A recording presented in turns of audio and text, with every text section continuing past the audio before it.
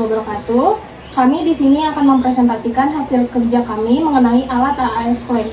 Beranggotakan dari 6 orang. Saya Muhammad Meki Prayogi. Saya Putri Akoya Zahra. Saya Melati Abdani Karno. Saya Winda Sidinratna. Saya Nadia Uswatun Hasanah. Saya Taufik Sulaiman. Di samping saya ada AAS Flame atau spektroskopi serapan atom api yang berfungsi untuk menentukan kandungan logam dengan kategori logam berat maupun logam ringan.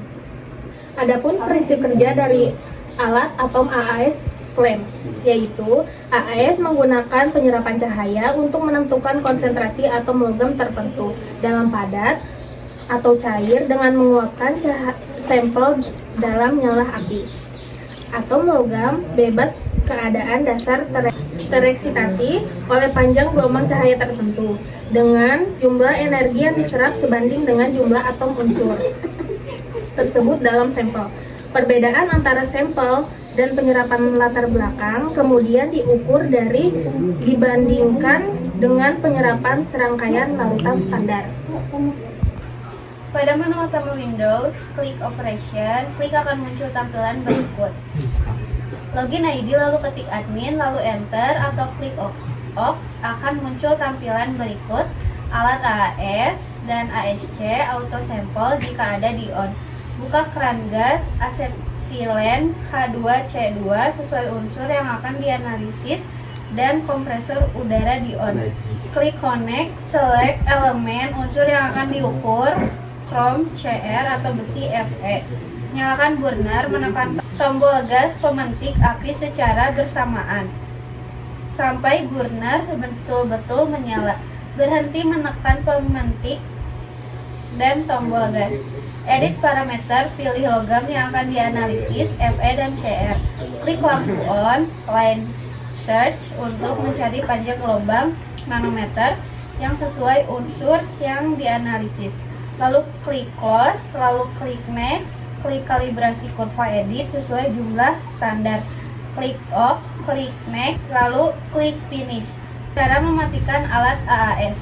Matikan burner, tekan tombol hitam, kompresor di off, buang sisa gas dalam aliran pipa dan alat dengan menekan tombol hitam. Klik exit, lalu simpan data yang diinginkan dengan menekan save, lalu beri identitas. Klik disconnect, komputer di off, lalu selesai. Interpretasi hasil didapatkan saat melakukan uji pada sampel tertentu dan harus dilakukan pemeriksaan terlebih dahulu sebelum melakukan interpretasi hasil. Adapun kalibrasinya adalah kalibrasi menggunakan larutan Cu2PM. Karena unsur Cu mempunyai potensial ionisasi yang dapat moderat, artinya tidak terlalu tinggi dan juga tidak terlalu rendah, sehingga unsur Cu tidak mudah terionisasi di dalamnya. Selain itu, unsur Cu lebih stabil. Unsur lain dapat juga digunakan untuk kalibrasi seperti Pb. Metode kurva kalibrasi. Kurva kalibrasi diperlukan untuk memperoleh hubungan antara konsentrasi dan absorbansi yang dibaca pada AAS. Cara ini paling banyak digunakan. Adapun langkah-langkahnya, yang pertama, membuat larutan standar yang konsentrasinya diketahui pasti dengan cara mengencerkan larutan standar pekat, menggunakan DDW serta menyiapkan sampel. Yang kedua, mengatur absorbansi larutan standar dan sampel dengan AAS. Yang ketiga, membuat grafik hubungan antara konsentrasi dengan absorbansi. Yang keempat, membaca konsentrasi sampel pada kurva kalibrasi yang sudah dibuat. Cara perawatan terdiri dari 3 komponen utama, yaitu nebulizer, ruang semprot, dan kepala pembakar. Yang pertama, nebulizer. Periksa secara visual pipa kapiler plastik yang membawa sampel ke nebulizer. Alat ini harus bebas dari kekusutan atau bengkokan, bebas sumbatan, dan terpasang erat pada nebulizer untuk mencegah kebocoran udara. Untuk menghilangkan penyumbatan kapiler nebulizer, lepaskan nebulizer dan sonikasikan dalam larutan sabun 0,5% seperti Triton X-100 selama sekitar 10 menit. Jika penyibatan masih terjadi, gunakan kabel pembersih nebulizer dan ulangi sonikasi lagi. Perbaiki nebulizer dan aspirasi dengan sekitar 500 ml air suling. Hamparan untuk mengaspirasi nebulizer dengan air suling sebelum mematikan instrumen setiap hari. Yang kedua, ruang semprot. Periksa secara visual manik-manik apakah ada retakan, lubang, atau endapan padat.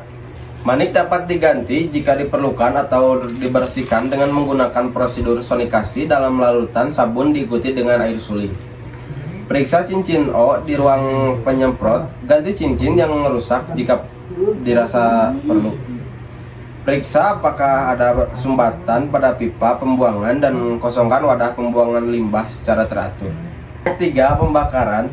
Penting untuk memastikan bahwa pembakaran berada pada suhu kamar sebelum upaya dilakukan untuk membersihkannya. Coba hilangkan residu padat dengan strip pembersih kuningan. Penggunaan pisau tidak disarankan karena dapat menyebabkan kerusakan pada tepi celah akibat goresan halus. Pembersihan akhir dapat dilakukan dengan mengaspirasi menggunakan asam nitrat 0,5%, diikuti dengan larutan deterjen, dan terakhir dengan air suling. Ingatlah untuk mengeringkan pembakaran dengan benar sebelum merakit untuk penggunaan berikutnya. Lebih lanjut, disarankan untuk mengaspirasi sistem dengan sekitar 100 ml air suling pada akhir analisis untuk menjaga efisien kerja semua bagian komponen, yaitu tabung, nebulizer, ruang semprot, dan pembakaran.